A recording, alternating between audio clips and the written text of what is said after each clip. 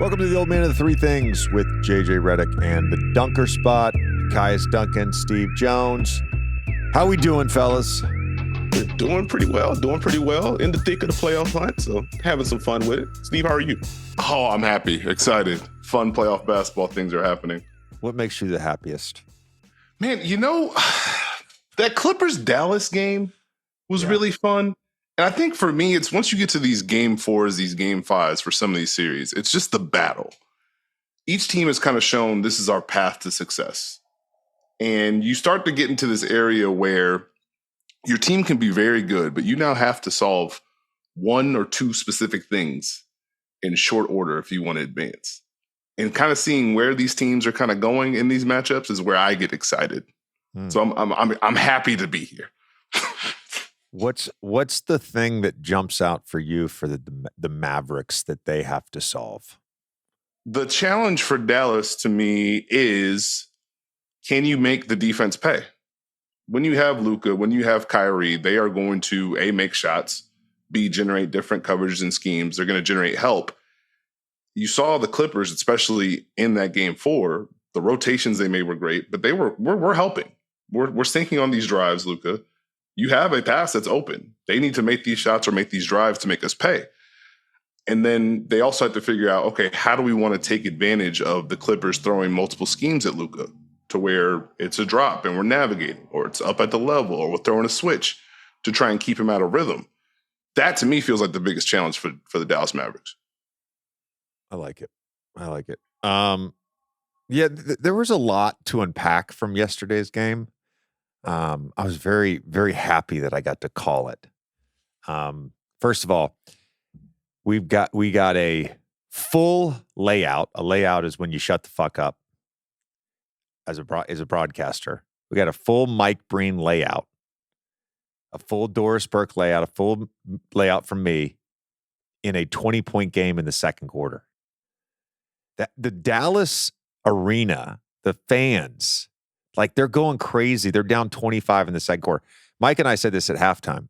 I think a big part of that, you guys know this because you've watched all these playoff games and you can see body language and you can see the groaning that happens sometimes, you know, in home games where the home team doesn't perform. I thought that was big, man. I know that's such a simple thing. The fact that they were on their feet in a 20-point, like, they were going crazy when they cut it to 25. And then the second thing, we got a Mike Breen bang at the end of the third quarter. Not even on a buzzer beater. The Kyrie Irving three-pointer, he gave it a bang in the third quarter. Like, the game felt the game felt drunk, first of all. But the game felt like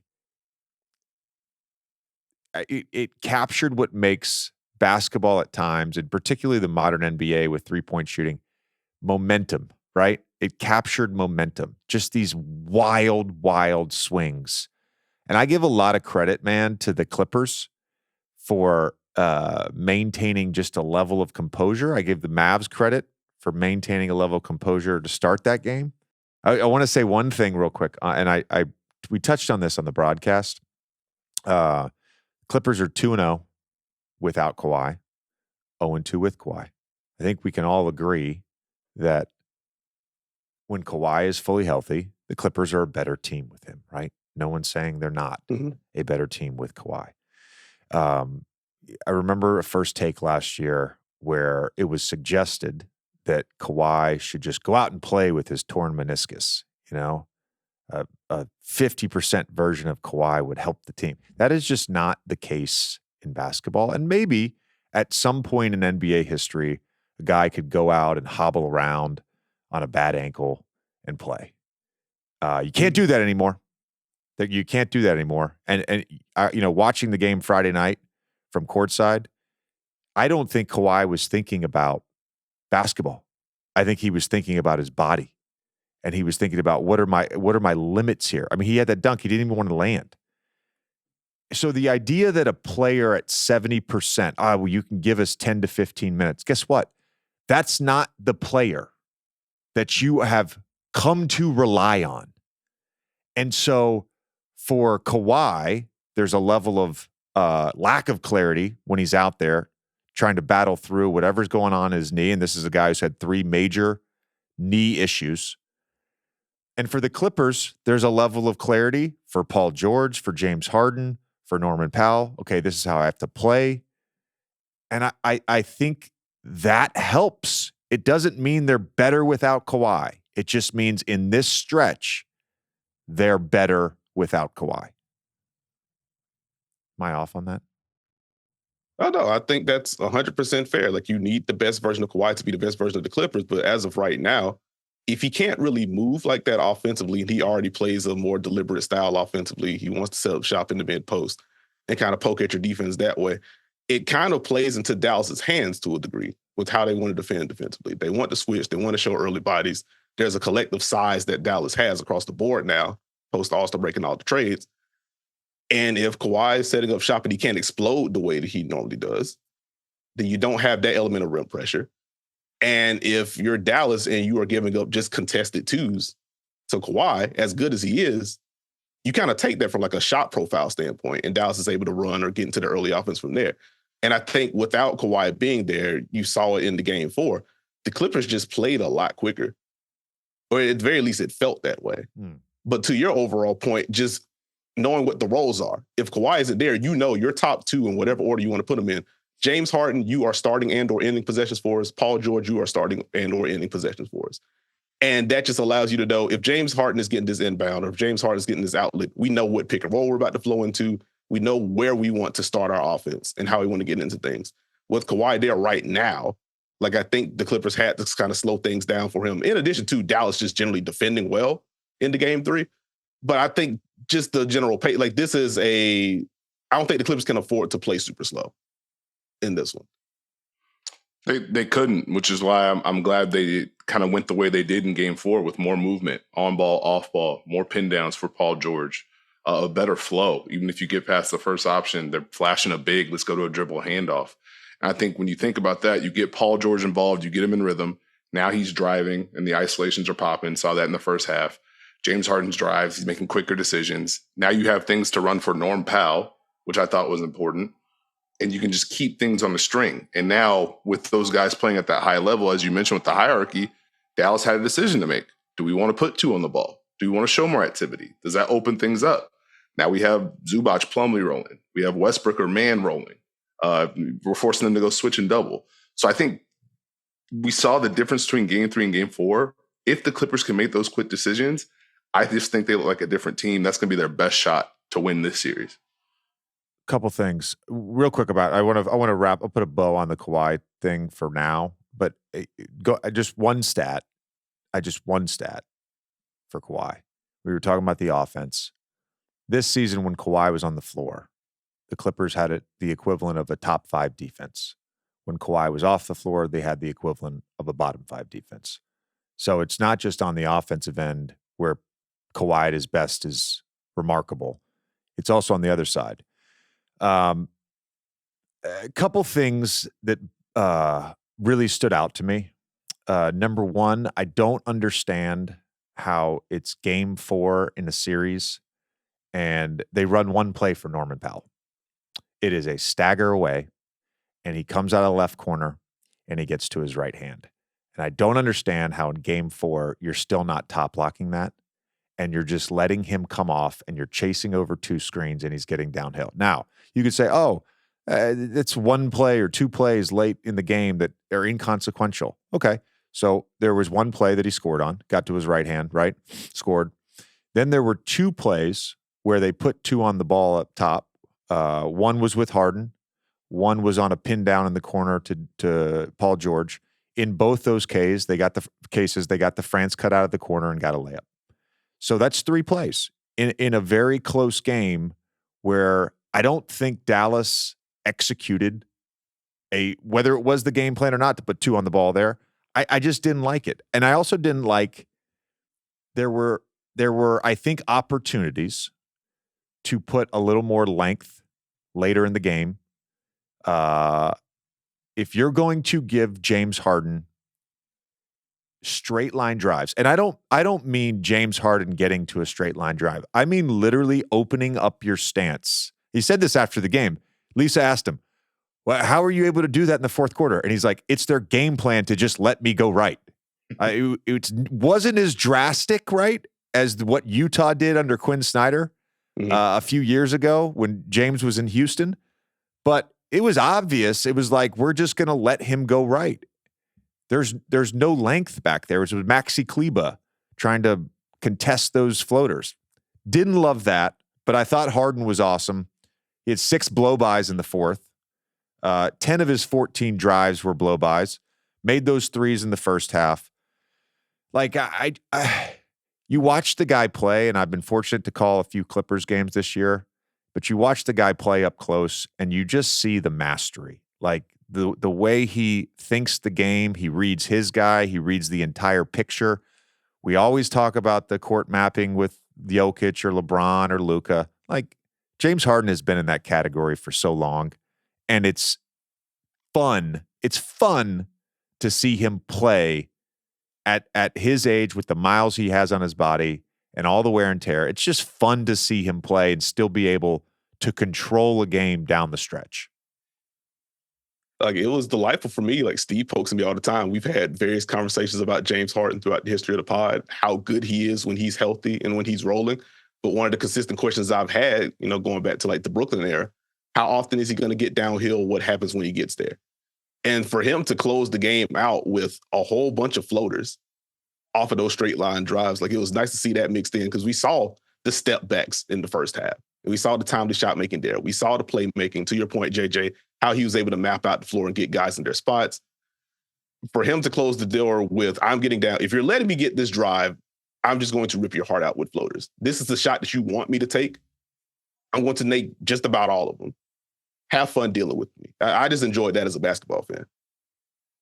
And I think JJ mentioned this on the broadcast. The evolution of James Harden, I don't think gets enough credit for as how he's continued to develop, getting to the mid-range step back, getting to the floaters, finding different ways to generate those drives, as opposed to, I can't lull you to sleep all the time. I've got to do it real quick, bang, get in the paint.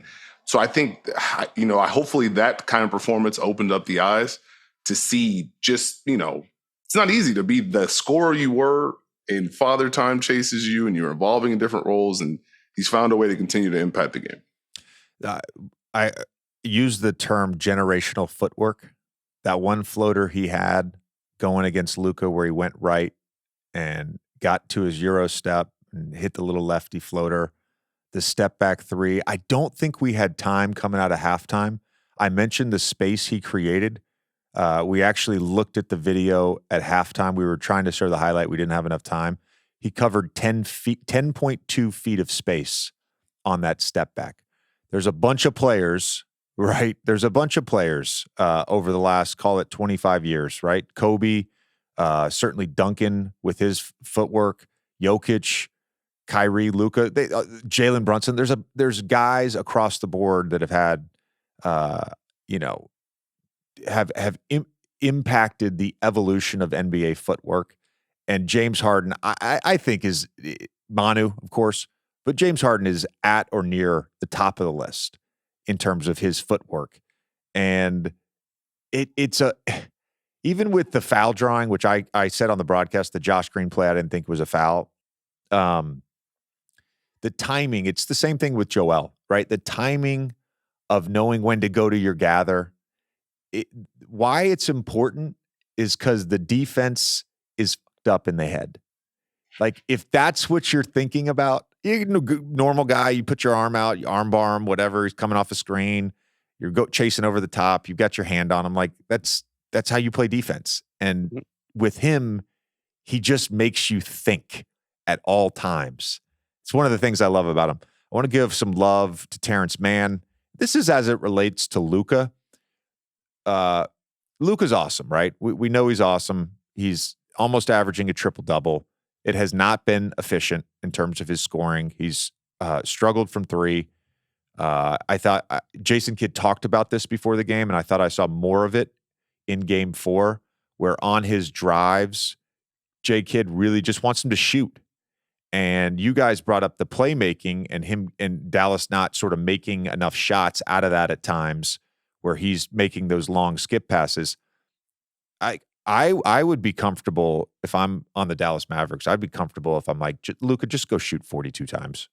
Literally, don't think. Just go shoot. Like, you're going to make the right play at the right time when they double, but going in with the mindset of just like, I'm going to be a scorer tonight. He is laboring. And the defense of Terrence Mann, there's a cumulative effect when you get to a game 4 of full court pressure at all times, of grabbing, holding, all the stuff off the ball. There are times even when Luka's in the high quadrant off the ball, they're in full denial. The ball's on the other side of the court. There's action on the other side. Like, all of that stuff, it takes its toll. They're targeting him defensively. I just think Ty Lue's game plan, like for all great players, you're not going to shut them down. But Ty Lue's game plan in this series, I think, has been really good. Steve, you mentioned mixing up the coverage with Zubats. Didn't break out any switching till second half of game 3. Game 4, they mixed in all the different coverages. I think it's all just meant to keep them out of rhythm and off balance. They've done a good job. They've done a really good job. Yeah, I think for me, like that was one of the things that popped for me in game 1. And I talked a whole lot about Zubats on the pod last week, but just being able to mix in the looks, this is the nuance that we want to have defensively. This is what we want to show you. As soon as you get comfortable, here's something else, at least in regards to Luka. Being able to do that. And I'm glad you brought up Terrence Mann, because he was kind of in the boat as I was looking at different numbers ahead of the pod. He was kind of in the boat with like Jaden McDaniels for me, to where like some of the tracking data doesn't really reflect how good he's been defensively, just because of the screen navigation for Terrence Mann. When they've had Zubats in a deeper drop, and they just tell him, hey, you hound Luka, do your best. Just being able to poke and prod at him, get a body on him. You mentioned some of the pressure you've seen on Luka behind half court. And I just kind of wonder, like, between Luka getting the traps on top of that, and you mentioned him having to defend as many ISOs and as many drives as he had to have. Like, I do wonder just generally where Luka is heading into the game 5, because like he talked about the knee a little bit after game 3 and obviously played in game 4. I do wonder like how much of the offense should shift to Kyrie and how that may or may not play into the Clippers' hands, considering how aggressive they've generally been against Kyrie in the series scheme-wise. It's interesting because I think I agree with a lot of what you guys said. We still have the dynamic of Luka having those sequences where he does make you pay in those different coverages. But it's just, as you guys mentioned, the wear and tear of having to figure that out consistently. The Kyrie point is interesting. They've been pretty heavy with 2 on the ball against him. How much of that is going to open things up? You also have the dynamic of Kyrie being able to make shots and make plays no matter what the scheme is. So do you want that balance to where it's Luka is doing the Luka things? Maybe Luka adds more scoring. Now it's more impactful. We open the louds back up, and you have to deal with Kyrie. Because if you shift it too much, like I just wonder how that balance goes. I feel like it's been pretty fair. Yeah. Also, Kyrie's insane. I'll just say that. Kyrie's insane. Yeah. The other thing I said on the broadcast, which I just thought of because it's an important point. When you guys are talking about Terrence Mann and the screen navigation, think about how many times when Zubats had been in a drop and Terrence Mann has gone over the pick and roll and Luka has tried to put him in jail. And normally that's like great for Dallas. It's great for Luka. He makes great decisions. He scores. That part of it, at least, I obviously watched games 1 and 2, but that part of it sitting courtside really stood out to me. And there were 3 times at least in the second half when Luka did get the step when he got somebody in jail, or he did get the step in ISO, and they were able to back tap it from behind and either create a turnover or knock the ball out of bounds. All of that is part of this toll on it, right? You're not getting to the things, the easy baskets when you do beat the coverage, the easy baskets when you do beat the ISOs. That stuff matters. And Terrence Mann's screen navigation and being able to get back in front, contest, create indecision, right? That's a big part of it too. That's why I just like, Luka, just go score. Like, he goes over the pick, just go be a scorer, I think there's a level of indecision, and it's it doesn't jump out at you because Luka's such a good decision maker. But I think there's a small element of that, and within a playoff series, that stuff matters. I want to jump to Phoenix and Minnesota. Let's be positive here. Let's be positive. We got just two very simple questions for you guys in this series. What was the most impressive thing about Anthony Edwards, and what was the most impressive thing about Minnesota's defense? I'll go Anthony Edwards first. It was the playmaking for me. It was the balance he had against a playoff game plan to make the right decisions, to make the right reads. Phoenix wanted to show multiple bodies against him, show early help. He took that challenge on and understood when to drive, force the nail to commit, get a kick, when to attack and transition early. Had the blend once they started showing switches. Nurkic is putting 2 on the ball. I'm making these corner skip passes. I'm making these reads. I thought that was so important because the shot making was key, and we saw him bring it home multiple times in that series. But if he has that balance, now Minnesota can make plays. And I think the fact that he was willing to make those opened everything up for everyone else. And it made it a real team swarm attack to where Phoenix wanted to take him away. Minnesota made them pay, and then you still had to deal with Anthony Edwards later on in the game. I just thought it was really impressive for him to handle that in this playoff run. Steve pretty much nailed mine, so I guess I'll go Minnesota defense. I think it's the overall screen navigation for me. And you saw that particularly with Jaden McDaniels, you saw it with Nickeil Alexander-Walker. You also saw with Anthony Edwards when he was locked in. Mike Conley, I feel, had a good defensive series, You did have like KD shooting over the top, but that's just a height thing. But I just think they did a really good job of making sure Phoenix didn't have the automatics. They didn't have a lot of 2 on the ball. Outside of when they just wanted to dial up a blitz. It wasn't a lot of this guy gets clipped. Now we have to over-rotate. And here are the swing sequences for the Phoenix offense. So I think I start with the screen navigation there. And just the job that, again, Jaden and Nickeil did on Devin Booker in particular.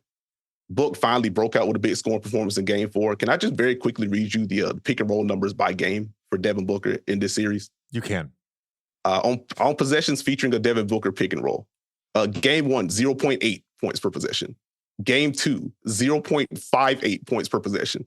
Game 3, 0.67 points per possession. It then exploded into Game 4, roughly 1.4 points per possession. A lot of great shot making. And even with that, it didn't feel like Book was blowing by Nickeil Alexander-Walker. Book was just blowing by Jaden McDaniels. Like there was some tough buckets sprinkled in there as well. I just think the cumulative effect of that and had a large toll on what Phoenix wanted to do offensively. I was just really impressed with that portion of it. Whoever wins, and we'll touch on this briefly in a second. Whoever wins this Denver Lakers series, they're in for a dogfight. There's a real identity on the defensive end, whether it's being into the basketball, screen navigation.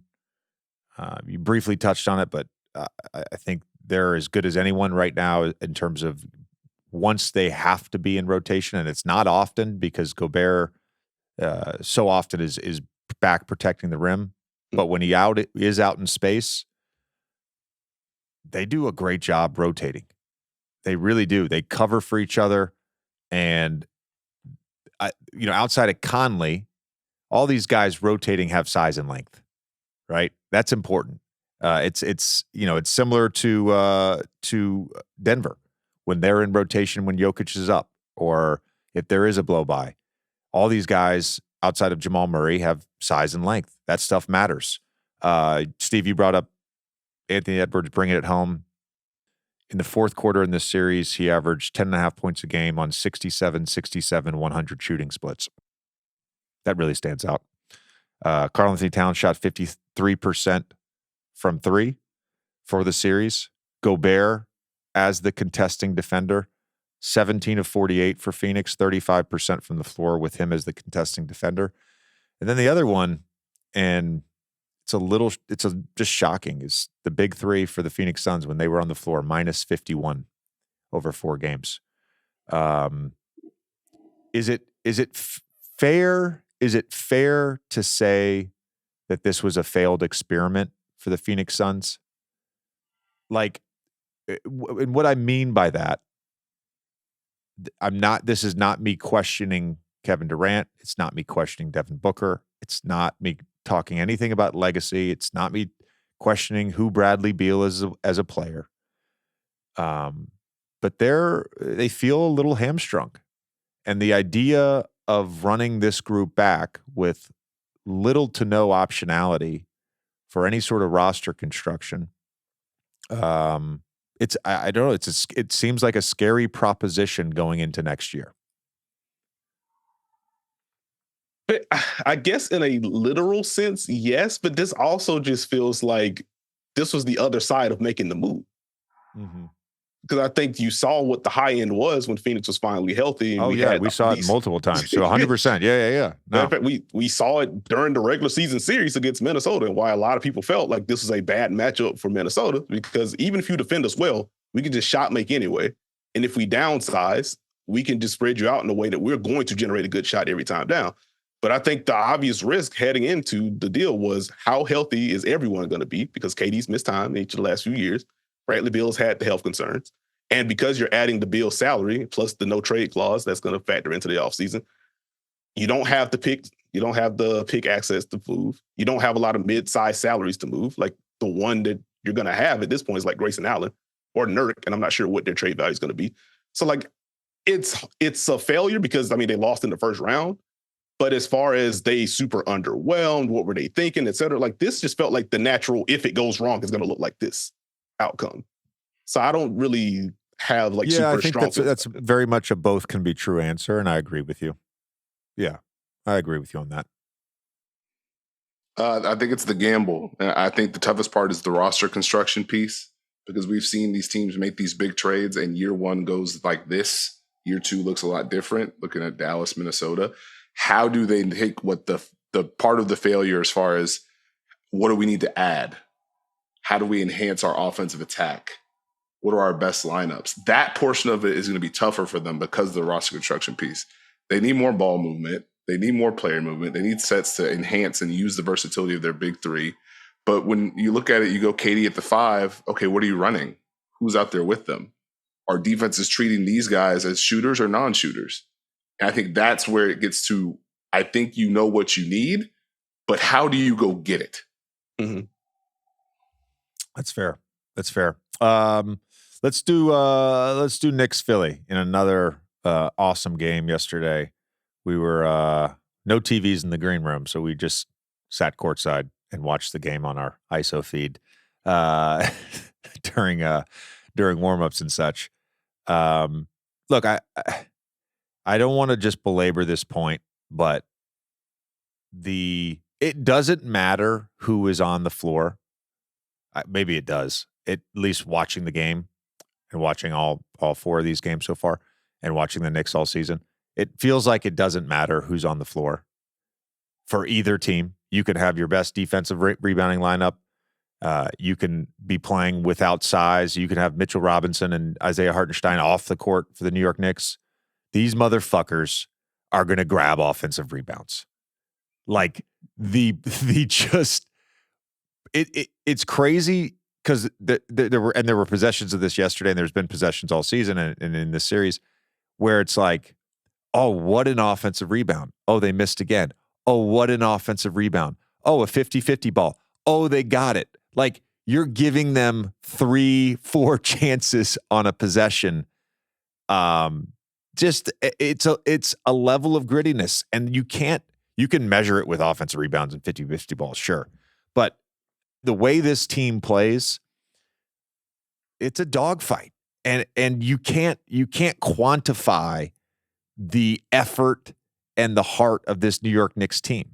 You can't quantify what makes Jalen Brunson so fucking special, right? There's a nostalgia that Knicks fans have for those 1990s teams. And they didn't win a championship. They made 2 finals. They had some epic playoff battles. I just feel like for all the Knicks fans, whether they make the conference finals, win an NBA championship this year, whether they even get out of this round, like there's going to be a nostalgia about this group.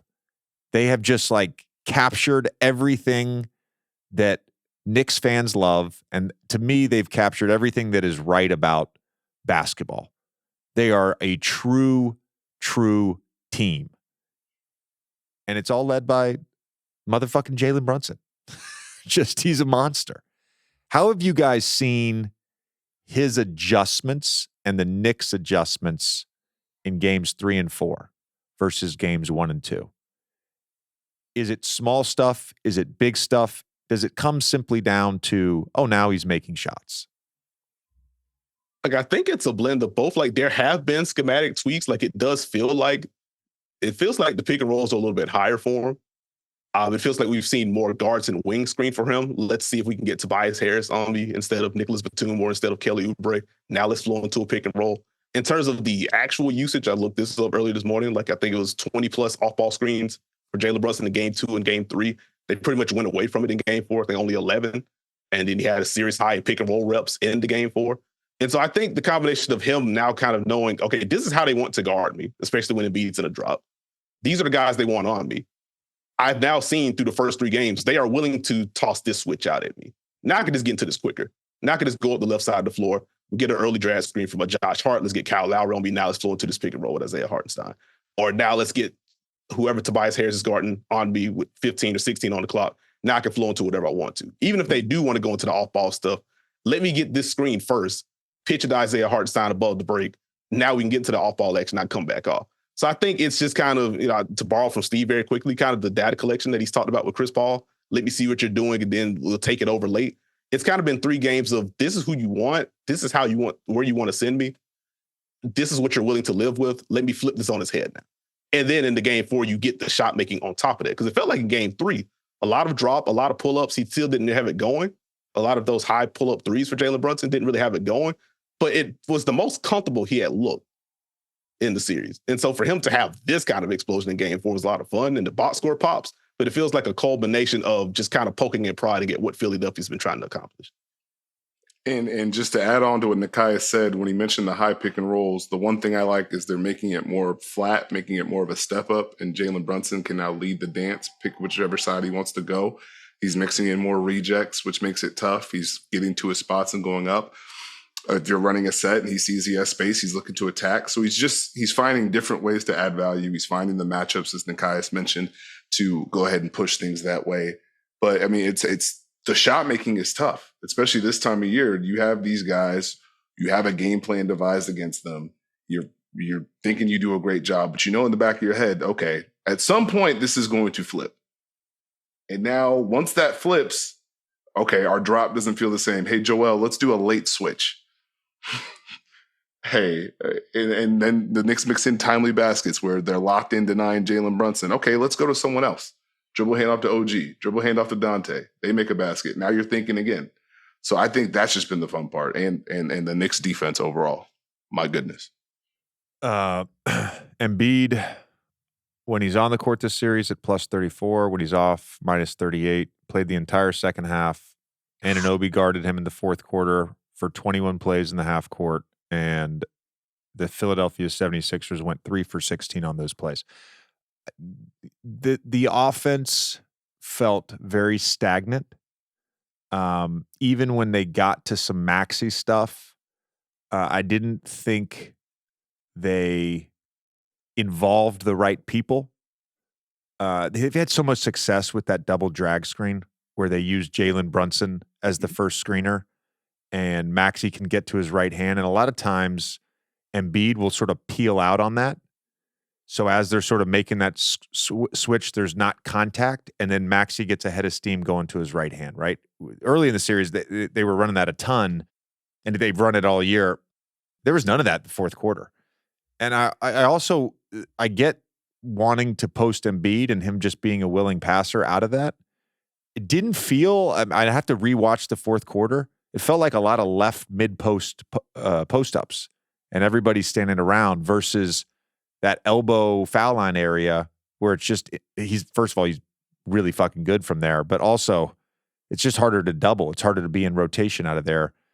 So the Knicks defense was great. I didn't necessarily love what Philly was doing in the fourth quarter.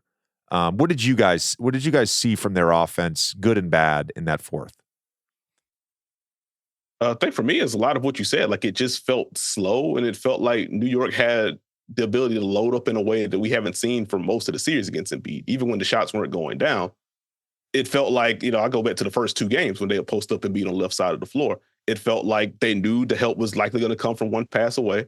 We get the entry, we get the cut through. Embiid's kind of timing his attacks for that cut through. And now it's just really hard to kind of load up on him. And in that game 4, it just felt so much slower. And so I didn't love that part. The pick and roll point is interesting because it did feel like, this is something that Steve and I have been talking about throughout the series, going with that double drag look with Lowry's the first screener. It felt like they've adjusted, Steve has pointed out, they've adjusted the coverage for what Brunson's trying to do, trying to keep it on the sideline. If they do switch out that first screen, maybe they felt like it was scouted out and they wanted to go away from it. But I'm not sure why we didn't see more of that either. But overall, for me, it was just a tempo deal. And I think New York got to dictate terms in a way they haven't been. It felt unbalanced. They wanted Embiid in the fourth, and they just kind of stuck with that, which wasn't what they had done. How much Kyle Lowry pick and roll did we get? How much Maxey and Embiid did we get? Which is interesting because the Knicks hadn't had a really great answer for Maxey and Embiid two-man game in all of its different variations, to the point where you have to put Josh Hart on Tyrese Maxey so OG can be on the weak side and he can help. And you didn't necessarily hit those same pressure points. And the Knicks defense was locked in on those Embiid post-ups. So it was the variety for me. And Nekias' tempo point was good. It's just you have to put pressure on a team like that, especially if they're willing to double. How are you going to exploit it? What are you opening up? Who's making shots? Who's making plays? Tyrese Maxey's drives has generated a bunch of help. How are you getting him downhill? Are we going pass and cut? I was just left with questions. And outside of that, the Knicks were rotating their tails off. Yeah, I'm always left with questions just in general about life. You guys are recording later today, I assume, the Dunker Spot. And I'm assuming you're going to cover Cleveland, Orlando. You're going to cover Bucks, Pacers.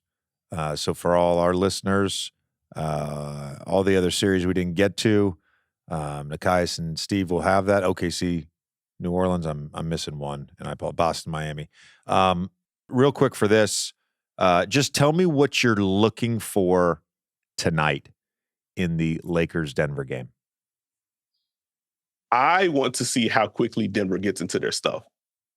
I think it's very well established over the last year and a half, really just the Jokic era. They have a lot of different options they can get to with Jokic and Murray and MPJ and Aaron Gordon. They can dice you up any which way. I don't particularly love when they're just walking it up and they're starting stuff with 15, 14 on the clock. It just felt like, I looked it up, the numbers don't support it, but it certainly felt like it was just the slowest first half that they've had. And they've gotten off to slow starts pretty much every game of the series so far, and they've been able to make the second half comebacks. But it just felt really rickety in the game 4. And because they didn't get the shot making in the second half, the Lakers were actually able to seal the deal. So congrats to them. But it's Denver tempo for me. And just a general, I hope Jamal Murray's okay. I think it's a calf strain for him. Yeah. That was certainly explained. They'll certainly explain some of the movement stuff and some of the jumpers in the game 4. So I hope he's okay. But X's and O's, I just want to see how quickly Denver's getting into it because I just did not love the urgency for them. If Jamal Murray plays, it's the Jamal Murray plus second unit minutes against the LeBron plus second unit minutes. I feel like those have been very important in all of these games, and who can get momentum out of that? How does it affect the substitution patterns? So that's probably number one for me. And then can D'Angelo Russell and Austin Reeves continue to make shots and continue to drive and continue to make plays? The Lakers have shown their template for success against Denver. Those two are a big part of it. So that'd probably be it for me. Okay. All right. The one thing I'm looking for is the start for Denver. Steve, Nekias, you just said the word urgency, and I think I was impressed throughout the season for a defending champion with the way they approached the regular season. Certainly there were some duds. Called one in Utah in January where they just, it was brutal. Just no defensive effort outside of Jokic. No one had it going on offensively. And haven't loved the way they've started with that sense of urgency to start the game. Obviously, the numbers support that. They played from behind every game. So I'm looking at the Denver start. tonight. That's the thing I'm watching. Guys, always appreciate it. Again, the Dunker Spot will be out tomorrow, and you guys will be covering this. It's probably be a 3.5 hour episode. By the way, so real quick, I have two things to say real quick. Number one, I didn't realize until recently just the amount of chatter that you guys have. It's like a full catch up every recording, and then you record. And I love that. I love that. I love it. It just, I don't know. It just makes me happy that you guys are just like this. It makes me happy.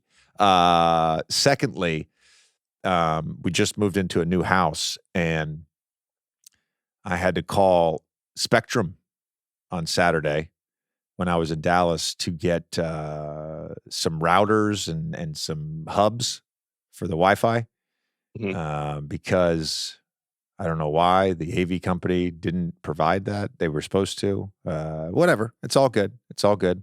Anyways, the guy I was talking to, he's Chance from Missouri, and he figures out who I am. And this is I would get a Spectrum call, and I started talking to Chance, and